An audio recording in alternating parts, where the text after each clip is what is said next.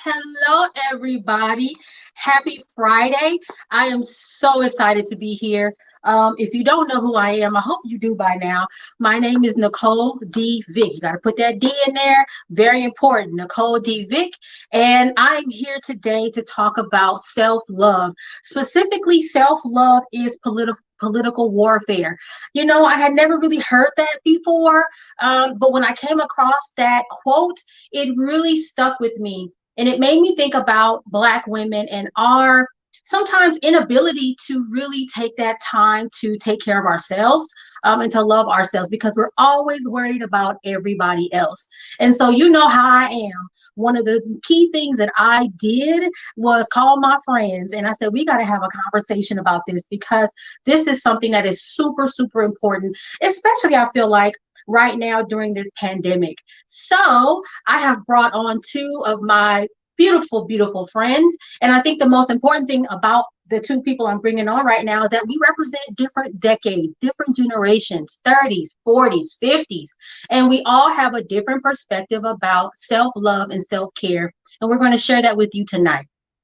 My first guest is one of my best friends. I think at this point we cousins now. I think we've decided that already. So we moving on from friends to cousinhood at this point.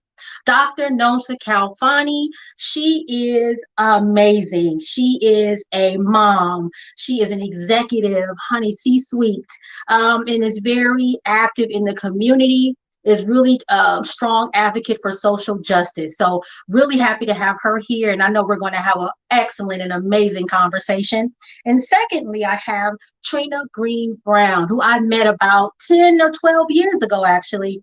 And I have been watching her grow. She is an author, has written a wonderful book about raising Black children. And so we don't talk because we got some things to talk about. I know Valentine's Day is about love, your boo, your bae, and all that. But what about love here? What about, you know, us making sure that we're good? So come on, y'all. Let's talk about it, because I'm ready. Come on, y'all.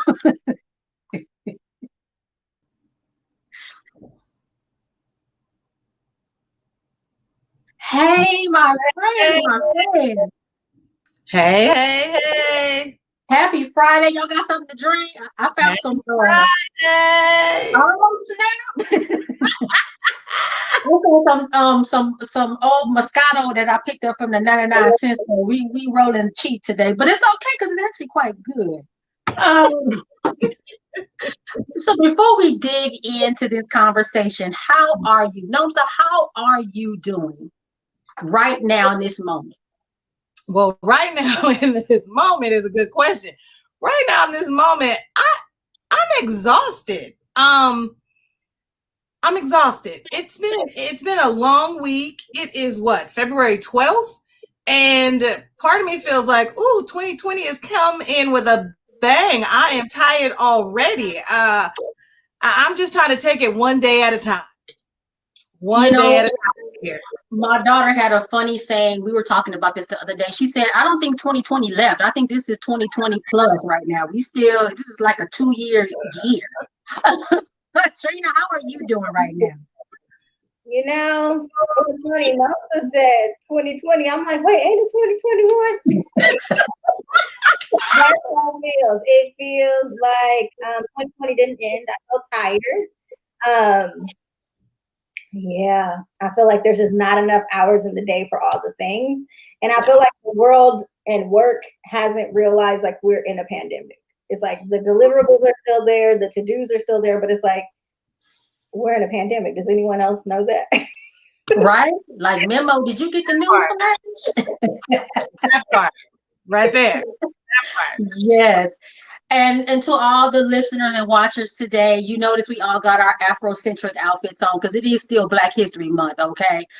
Black History 365 to be perfectly honest, but we decided we was going to represent for the culture tonight as we talk about self-care, self-love, being political warfare, and really how we can focus and recenter ourselves. So the idea for this came from that quote from Audre Lorde: caring for myself is not self-indulgence. It is self-preservation, and that is an act of political warfare. Now, the first time I heard that, I was like, whoa, that's real strong. That's like, we're not playing with you. This is serious business, and that we should be really intentional about taking care of ourselves. So I want to ask both of you this morning. Oh my goodness, I must still be thinking I'm at work or something. I don't know. This evening, for most women, self-care is usually just a spa day, a staycation, a girls' night out. For Black women, it is much more than a selfish moment away from our families and our responsibilities. Why is self-care important for Black women? Ooh, for our survival, to continue. And I think I want to rephrase something a little bit. Black women don't take enough time for themselves. I think we have been raised, or the message that has been given to us is we need to be strong because we are protectors, the confidence, we are the social worker for the neighborhood, our friends. And because of that, we're so busy taking care of those around us, being everything to everybody. We don't take time for ourselves and we wear down. So our health doesn't get taken care of like it should. And it's like a privilege to have a spa day or a girls trip. And I think now more than ever, chapter 51 for me, I really feel like it is time to do everything that I can that makes me feel good and not feel selfish for wanting some me time, because we are looked at, a little sideways when you want to have your me time. You're supposed to do all this other stuff. And it's like, me time can be in my room by myself. It could be writing in my journal. It could just be me laying in the bed in my pajamas, catching up on whatever. But whatever soothes you, whatever makes your heart jump and you feel good with not the pressures of everything else, that's what we need to figure out, how to create that balance, because the other stuff is going to still be there. Right. Trina, what do you think? I mean, yeah, Nomsa, 51 look good on you. I will just want to just say, look good. And, I think that, the fact that you look amazing, I think that is what we believe. Like Black women, we look good and we do everything. We can carry everything and still be fly, fabulous, and all of that. And we can, but at what cost? At what cost to our bodies? At what cost to our mental health? At what cost to our own wellness? And so I know that there's all these experiences of weathering, like the impact on our body physically, right? Black women have a lot of different health needs. And I know I'm talking to my public health people, so you can probably rattle off statistics better than I. But yeah, we really need to create the space. And as the quote by Audre Lorde says, it's for our own self-preservation. I believe she wrote that quote in a book called her Cancer Journals. So she was going through cancer. She was like, in order for me to survive and to live, I actually have to take care of myself. And so I just think about, sometimes we, as Black women, we sometimes wait until it's the last straw. Like we have to take care of ourselves. And I don't want us to wait till it's the last, okay, I don't take this break today, I might have a breakdown. Like I want us to be able to do that. It has to be more stable, more regular, not like, it's been a whole month and I haven't done anything, let me wait till the last day of the month. Like, how can we make it a regular part of our routine, a regular part of our life, is to take care of ourselves? Yeah, absolutely. Now, the concept of weathering, you brought that up, and I've heard that term before. And I think, and we can talk a little bit about this before we move on to the next question. So it's this idea, we always hear Black don't crack, right? That, oh, you, for real, you 95? Yeah, it look like you're 25, right? And we take pride in that. We tend to take a lot of pride in that. But the reality is we may look good on the outside because we know how to make it work, make it do what it do. But what happens is on the inside is where that weathering is happening. We're really wearing down our systems. And as a public health professional, as you mentioned before, we start to see that in our statistics. We start to see things like high Black infant mortality and maternal mortality rates. We see the high rates of diabetes and all the other things that are really caused by that high burden of stress on us. And so it's not just about, oh, we take a spa day because we just need to go do something. It's really about, as you said, about saving our lives. So I did some research in preparation for tonight. And actually, I think it's going to be linked to what we just talked about. This is what I've read. Self-care has its radical and political roots in the civil rights and women's rights movements, where, quote, women and people of color viewed controlling their health as a corrective to the failures of a white patriarchal medical system to properly tend to their needs. And I think that kind of ties in with what we were just talking about. Any thoughts on that? There's plenty of examples of forced sterilizations. I just talked about our high infant and maternal mortality rates. There's so many things that we can list down the line. I just want to hear your thoughts on that, and again, why it's not just about a spa day, why it is really about keeping us here, and helping us be sane. Well, Nicole, you just mentioned, you think about the healthcare system in general. It's not been our friend, right? And we didn't always have access. So think about it, when you're little, when you're growing up, either you had an auntie or somebody in the family that made concoctions. You name it, they put it together that could fix everything. There's always something, herbals, whatever. So I think you had this wave of folks at one point were really being more holistic medicines and those things. So they weren't trusting what was happening in the healthcare system, right? So we created or went to other sources for our care. And I think that still exists now, right? And some of us, will trust what's happening in the Western medicine, but then we have others that do not trust that and will use other things and refer to other folks for our care. So it's not always, if you have it, you will use it. But then some of us have it and don't use it, right? Because you're not treated well. You're not treated with respect. And I think sometimes that also plays into how often we seek care. Good point. Trina? Now we can't hear Trina no more. What happened? Oh, my bad. White supremacy mute me enough. I don't need to press the mute button no more. Okay, so I think what Nomsa is sharing is definitely right. I think when we look at the history of the medical industrial complex, as a lot of folks refer to it, it has never really been kind to Black people. It's often experimented on us. I think about Henrietta Lacks, how her cells have been used and recycled and used and exploited to treat cancer, right? When I think about the origins of the OBGYN field, right, that they experimented on Black enslaved women without anesthesia, right? When I think about the pap smear, that was done the C-section, right? Like that was through experimentation on Black enslaved women. And so the medical industrial complex has never been, kind to us. And so there's a lot of mistrust. And because of that, that leads to us like not going to the doctor to get checked on and things of that nature. And so I do want to honor like the incredible work of doulas and midwives and like all of the medical folks in our community, right? Like our grandmothers, our foremothers who like you said, they were the healers, right? They were the nurses.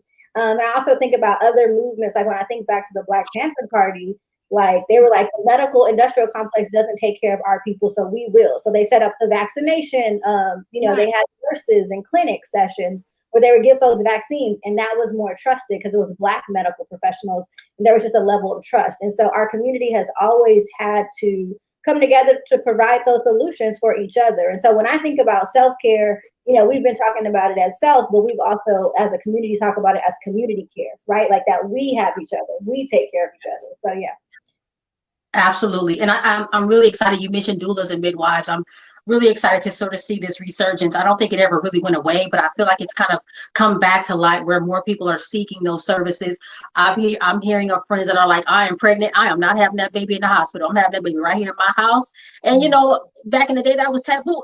You shouldn't do that. But I'm like, yes, at least you know where you are. You got your husband here, your family's here, and you know you're going to be all right at home. So it's really, I think for me, encouraging to see that shift back to some of the things that we knew to be true, that we knew that worked and were effective for us. So yeah, this is great.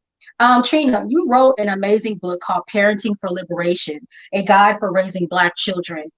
Talk to us a bit about the book, and can you talk about the importance of self-care for mothers? All of us here are mothers now. Some of us are children that's grown and they out the house, or they still in the house but they grown. But you have a younger child, and just talk about why it's important for moms and fathers, but even, you know, we're really talking about women today. But moms, why it's important for them to practice self-care, and what some of the barriers are for mothers of younger children. What should they be thinking about? That's really good. Yeah, so the book, I have my copy just to show folks. Yeah. So I wrote the book, and it's broken down into 3 chapters or 3 sections, really. And the first section is about the self. So it's a parenting book before it even starts talking about here's what you can do with your child, and here's some practices and some tips about how to engage with your child. The first section of the book, the first 6 to 7 stories in the book are really focused on the self, right? So before we can practice being liberated in our parenting and show up whole for our children, we have to do our own healing work. We have to take care of ourselves. We have to tap into like, what are our triggers? What are the things that help provide us like health and wellness and mental like calm? Like, what are those tips for those parts of ourselves? We also talk about like going back and mothering ourselves. Like, there's sometimes that some folks haven't, you know, like you may have not been parented the way that you needed. Your inner girl, your inner boy, your inner child might need some love. And so we spend the first chapters of the book really talking about what are the ways that you can heal and love on your inner child. Before you can be the best parent, you have to be whole. And so that's how the book is broken down. So it's self, then child, and then community, which kind of gets back to what I shared a little bit about how do we do this in community so that parents don't feel isolated, so they don't feel like I'm the only person that are taking care of these children, that they feel like there are other people that they can lean on to give them support, right? The African proverb is, it takes a village to raise a child. And here in the States, like, it's very isolated, like, you know, it's your little nuclear family. And really the book is really encouraging people to like branch out, expand your nuclear family, get those aunties and uncles and play cousins, and let them like be a part of your village to help you support, you know, yourself in raising these children. Okay, so I don't know about you, Nomsa, but I feel like I should have had that book about 23, 24 years ago. Because I think, especially for me, I was a teen mom. Like, I didn't know what the heck I was doing.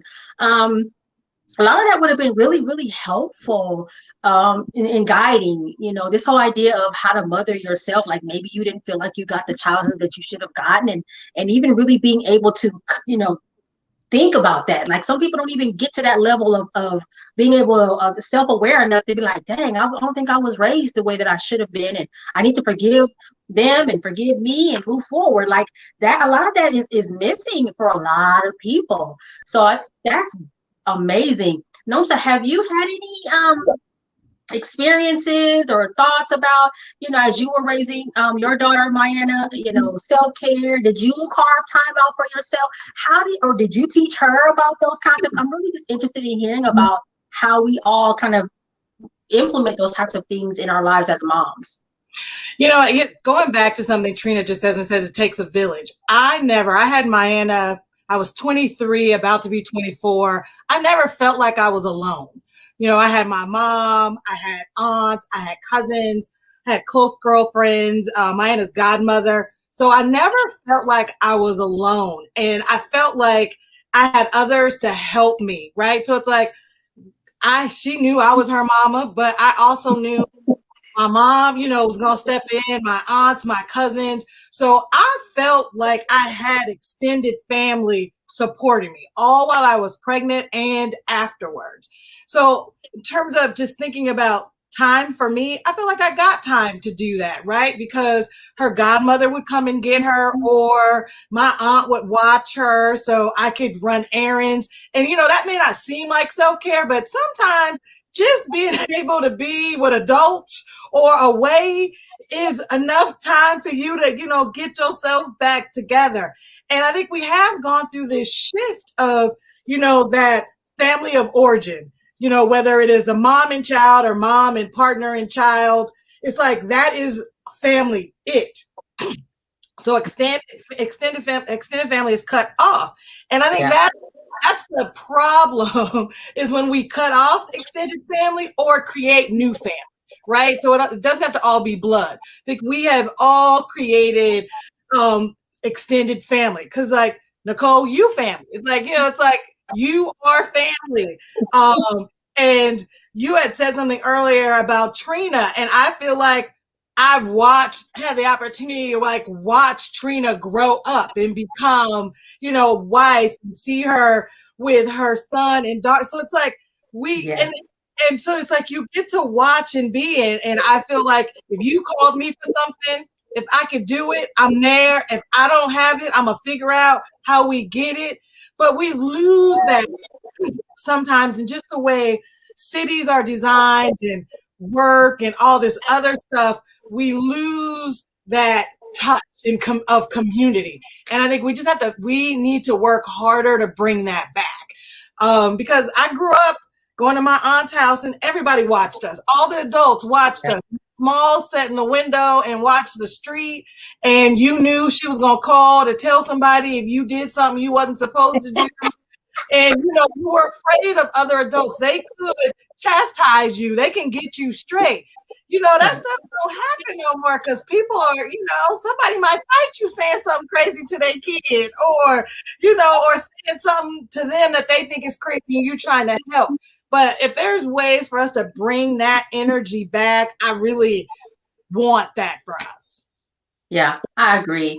I think I had a similar situation when my daughter was born. My mom was like, leave her here, go back to school, do what you need to do. Dad was there. Everybody was there. Her dad's side of the family. And so even though I felt super lost and, very unprepared, definitely had that sense of community. And even when I was growing up, I had a similar childhood to you. Like everybody's watching. You didn't really ever feel like you were left out to be alone. So I think motherhood, parenthood is sometimes can be hard to carve out that time for self-care, but it is important. And as you said, even if you can just hand your child off a day, a half a day, and go do something by yourself, it makes a big difference. And I think it kind of settles you down and centers you, and then you're able to be relaxed and rested, and then now you can be mom, auntie, or whoever you need to be to that child. Because if you're stressed and busy, that's when it's like, I ain't got, what you want now? That's when, and then the kid is like, I don't know what's going on, and then unfortunately for children, they don't understand things. They make up their own understanding of what's going on, which could be totally wrong, totally incorrect, but they don't understand. And so, yeah, I think it's really, really, really important. Any other thoughts about barriers, Trina? Ways that parents can maybe some tidbits from your book without telling everything. They should buy your book, but a little tidbit about what parents can do. I really like that idea of mothering. Like, how do you figure out that you didn't get the childhood you needed, and now how do you move forward in that? Yeah, no, that's a really big part of the book. The book is really targeting Black parents, Black families, and so there's so much in the history of, all the history that I talked about with the medical industrial complex. That same history exists in the way that we parent, or the ways that we were limited and not allowed to parent our children from enslavement to today. And so I talk about post-traumatic slave syndrome and what the impact of enslavement was on parenting, and how that really restricted those bonds and that connection because of the fear of having your child sold or murdered or all of the things. And so how that actually disrupted some of those connections and bonds. And so really trying to be really intentional about when we are triggered or frustrated or angry or upset, like, how can we take a beat and pause and reflect on, is it because of my kid right now? Or is it something else that's really got me upset and in my feelings? And how can I not take that out on my child? And so just really inviting folks to give themselves grace You know, we're not going to get it right all the time. I'm not an expert. I say all the time. Similar to Nomsa, I had my child at 25. Like, I didn't know what I was doing, which is why the book came, because I started to talk to other parents. Like, how are you doing this? Like, what are the tips? And so really the voices of other Black parents is in my book, right? I've interviewed, there's 20 different stories and they're not all mine. So I really wanted to amplify the voices of many Black parents who are raising liberated children and are really, you know, reflecting on how can they learn new ways of parenting and all in that parenting ourselves. So thanks. Amazing. I I'm love so it. excited about that. Did I buy a copy? I think I did. Yes, I have one. I was like, did I buy one? I do have one. I might need to autograph it. Oh, good, good.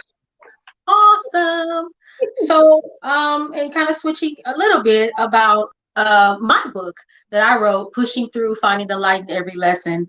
I talked about my struggles with body positivity and my self-image, and in a lot of ways that had to do a lot with, you know, how I decided to take care of myself, whether I love myself or not. All that stuff is kind of all mixed in together. The day I threw the scale away because I was tired of feeling a certain way because the numbers wasn't right. You know, God dang it, why this is supposed to say something else, and I'm literally like angry, and throwing the scale away, or, you know, my choice in men, and all that really had to kind of originated from how I valued myself, how I loved myself, whether or not I took care of myself, and how I found myself working through that and really thinking about, I have to do better, not just for me, because of course at that time I was a mother. I have to do this for her because I have to show her that she is valuable, and therefore then she can operate in a certain way. When you realize you have value, you move a little differently through life, and I think you both would agree with that.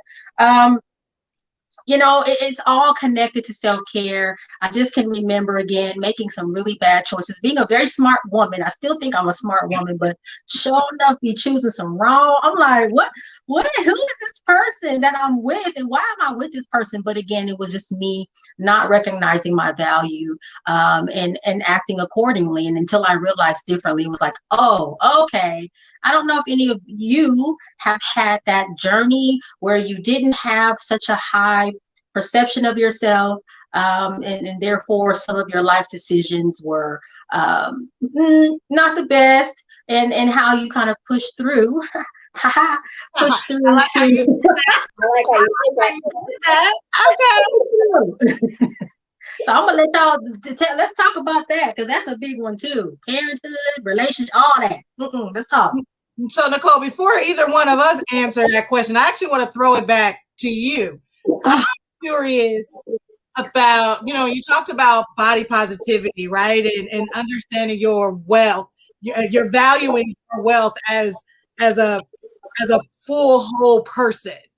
What was the, you know, and you gave us examples when you think about now with all the images that get thrown out, right? Of beauty and the standards and how you should look. And now you see everybody with all the body augmentations everywhere. And it's like, for me, sometimes I'm like, whoa, how you doing that, girl?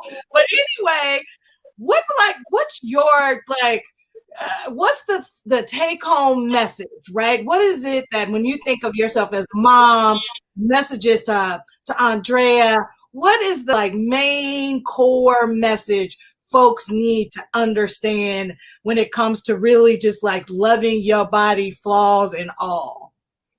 I think the key message for me has been, I only got this one body. This is the only one I got. I can't trade it. I can't do, you know, I can, you know, alter it, but I can't trade it in for something else. And so the key to happiness for me is to love myself as I stand here today. Now, does that mean I can't change it? I can change if I want to change. If I want to do something different for myself, that's fine too. But until then, I need to be okay with where I am today, with how I look, how I sound, what I'm thinking about, this body, all of it.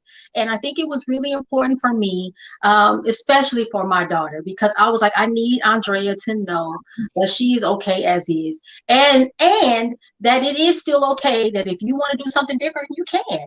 But it was a series of those small lessons in life that I had, that light in those little lessons that I had, that shaped that realization. It wasn't waking up one day like, I really love myself. It didn't just happen like that. It never does. It is a series of events. It's that day throwing that scale out the window. It's trying Lindora 3, 4, 5 times. It's on weight, getting on Weight Watchers. It's all these weird things that I was trying to do to fit some sort of standard that somebody said was the right way to be. And I'm like, this doesn't make any sense anymore. It doesn't make sense to fight yourself when you are ultimately all that you have.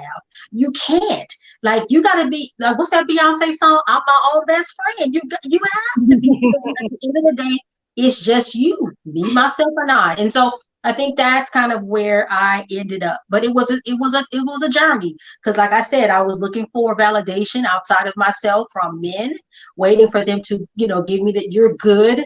And I was seeking that and literally like waiting for that. And it got to a point where it's like, why the hell am I wasting my time trying to force somebody to want me when I don't even want me? Right. And so it was that light bulb moment. And that was when it was like, I can't do this no more. And surprisingly, I was not 25 when I figured that out. I was probably about 30, 36, 37. But however you get it, however you figure it out, whenever you figure it out, it's all good as long as you figure it out and it makes sense for you. So yeah, it's been interesting, but I'm glad that I figured it out and have been able to, and I hope I am. I'll have to ask her one day. Hopefully I've been a good role model to my child, because I think it's really, really important. The kids got to know, so they can get on the right foot and not have to struggle. I don't want her to struggle like I did. So yeah, that's where it is.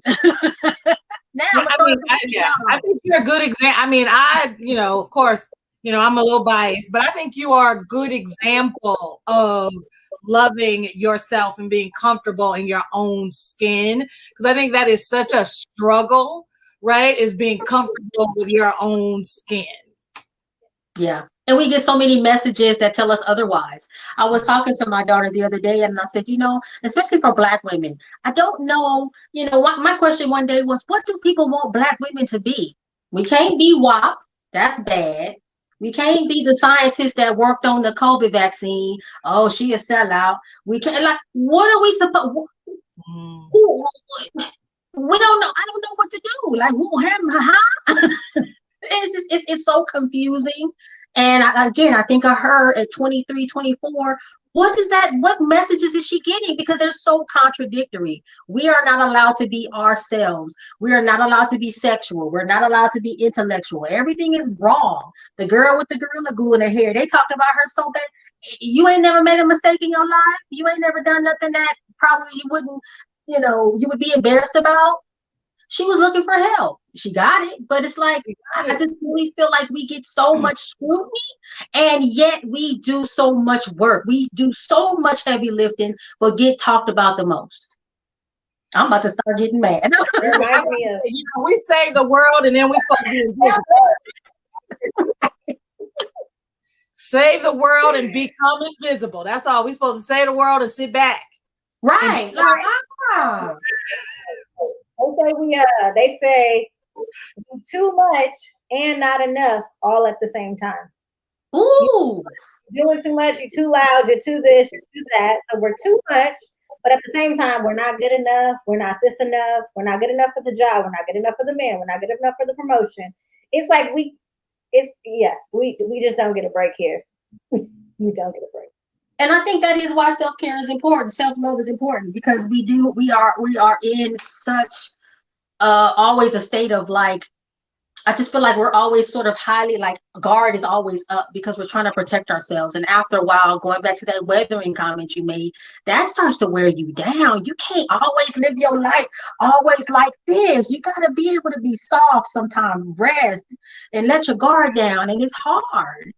I feel like that's the myth of the strong Black woman, right? We're cursed with this being the strong Black woman all the time, right? You know, we're not soft, we're not weak. We can't be vulnerable because we gotta, you know, have that our armor on and be out there. And I feel like that is such the wrong message to be sending to young Black women, because it sets them up to create this world that, you know, once they get out there, white America is throwing back at you. You are too, as what Trina just described, you are too much, right? That there's more, that we can't handle all of that. You're too aggressive, you know, your tone, you name it, right? Your facial expressions. And it's like that. And like you said, that is a toll on your self-esteem, on you start to self-doubt and question, right? And that's where I feel like some of that imposter syndrome stuff come up, right? Because you can do it, you know, you have it, but then all the self-doubt and the self-questioning, because everything else is like, this is not where you're supposed to be. Right. And so so again, being able to carve out that space. I don't know what it was about. First, it was turning 40, then it was turning 45. But something about turning 50, I was like, hey, however you get me, that's just what it is. And you either like it, love it, or you just leave it alone. Boom. Boom. I love that. Yeah. A t-shirt, like it, love it, leave it alone. Like, well, that's what happens at 50. I'm like, speed it up for me. Now. I just feel like, what does it mean to be a Black woman and like in all of our fullness without the white gaze? I feel like that is where self-care is possible. It's like, the white gaze tell us that we're too like all the things and we're not good enough and we need to work harder and be twice as this. It's just like a lot of expectations placed on us. And it's like in the comfort of our sisters, right? In the comfort of our family, in the comfort of our community. It's like, that's where we can and should be having the space to be like what Nomsa said, like, this is who I am, take it or leave it. Yes, I agree. Now, Nomsa, we are representative of 3 different decades. I looked up Trina's birthday. She's 30, in her 30s. I ain't gonna put you out there. I'm in my 40s, and Nomsa is, you know, on the other side of 40s, because I don't want to put y'all can declare your own ages. I'm not gonna say that. But I want to hear from Nomsa, because Nomsa is, I first of all highly respect my cousin Nomsa, and always respect your wisdom and your thoughts about a lot of things. But looking back, 30s, 40s, 20s, like, what does that journey look like? And again, I want to kind of circle back, because I don't know if we touched it really well. How do we talk to our young daughters, our high schoolers, our 20-somethings about this self-care journey? So wondering just if you noticed that shift, and I think you kind of alluded to it already, how things shifted for you in regards to self-care and self-love. And then also what words of advice would you give to our young folks, our young women, on how to kind of navigate? I will say, you know, in my 20s, I was, 20s really was new mom, finishing graduate school, first job. So really just trying to, you know, get my bearings and just trying to figure it out. And, you know, I think both of you probably said this, you know, you have our children, we don't know what we're doing. And I realized I didn't know what I was doing, but I also felt like it's okay to not know what I'm doing, right? And the wisdom of those around me. So it was like, you know, I'm going to take with what I saw others do and what worked and what didn't work. Ooh, me and this cough. Child, you got the Rona.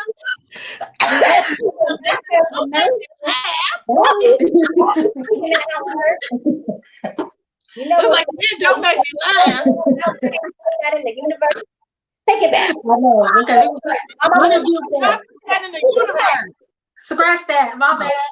I was like, I put that in the universe. But I think I took what I thought, the things that felt good to me, receiving it, those were the things I wanted to give to Myanna. So Myanna was always told she was smart, she was beautiful, because I wanted her. And even though I did that, she still has body images. Even though I told her she was beautiful, I told her it's smart. It's just like once they get out in the world, other things start to flood in. Yeah. But I feel like I needed to continue to give her those messages, right? And I've always focused on, school, career, future, but you got to have some fun up in there, right? So, making sure there's trips or just downtime, fun time, right? So I think that's been created and creating a space where you feel like you can do that. But I will say my 40s was when I felt like I came into my own, was in my 40s, right? You got time, Trina. You got time. You got time. And it was interesting being around people that were like, oh no, 40 is downhill. I was so excited about going into my 40s. I was around Black women that were like doing stuff. And I'm like, they were older. And I was like, I can't wait to that. But it was something about 40. So between 40 and 45, I think I really started to come into my own and really start to feel I think my confidence level, I feel like it's always been there.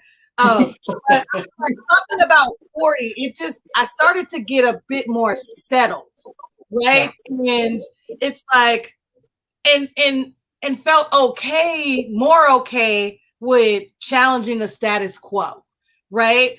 And really, I think started to be like, this is Nomsa. This is how Nomsa talks. This is how Nomsa, this is how I am in a professional space. This is how I am outside of that. And so just moving with that. And the older I feel like I've just gotten more comfortable with that, right? And I'm not going to please everybody. And I'm not everybody's cup of tea. But I'm okay with not being everybody's cup of tea. And I think once we get to the place where everybody's thoughts and words don't play and dictate what's going on for me, right? The people I care the most about, those are the people whose feelings, whose words mean the most to me. And that's just, those are the people that I want them to know I love them. I care about them. I'm there for them. If I hurt your feelings, I want you to tell me I hurt your feelings, but I'm never coming at you in a negative way. All my words, all my actions for those that mean something to me, it is all about helping them. If there's something I can give you, or if there's something I see that's missing, I'm going to tell you. And if you come to me, be open to hearing, the truth of my truth of how I might see it. And it might be hard to swallow at first, but that's just me. But my intention is always to see those that I care about achieve more, have more, be more. Absolutely. And I think that's why we always call Nomsa. Nomsa, what you think about blah, blah, blah? Well, at least I do. Let me text her and see what she thinks. And one of the things that you said really stuck with me when you talked about you really don't worry about what other people think of outside of your circle of people. Because I remember, and I talk about this in my book, I'm not going to say I am now. I was a people pleaser. I was always looking to make sure that I was doing what other people wanted me to do and behaving in the way that other people wanted me to behave. And oh my goodness, I don't want to hurt nobody's feelings. And to your point, when you get to 40, so Trina, look forward to it. It's like, I can't be worried about you. I don't know what your problem is, but if you're not Andrea or whoever else in this circle, I can't help you because I gotta take care of myself, and it's interesting to have that shift. So I'm looking forward to shifting toward your thought process, Nomsa and Trina. Now you got something to look forward to. You can, get to that point where you're like, you know what? If you ain't in this circle, child, I ain't worried about you. People be warned. You got about 3-4 years to get them ready to get prepared for the shit. I'll start practicing now. There you go. Yes. There you go. There you I go. think that's a good idea. You have full permission to do that.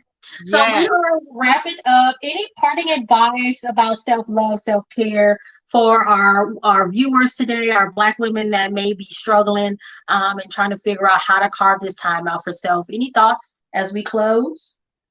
I think you got to be committed, even if it is a small amount of time, right? It doesn't have to be hours or weekend, right? If you are able to, even if it's just the first thing in the morning, to carve out just some time for you to get centered, I feel like you need to do that. That has been something that actually has been really helpful for me. And also at the end of the day, figuring out a way to be centered so you don't take all of that when you close your eyes at night. And I also think another way to keep loving yourself is separate toxic folks out of your life. I think we got to get to a place to be surrounded by folks that lift us, that help you, also help you grow, but that don't wear you down to the place where you are not feeling good about yourself or anything else. So carve out, you got to force it. Even if you got to put it on your calendar to give it to yourself, do that.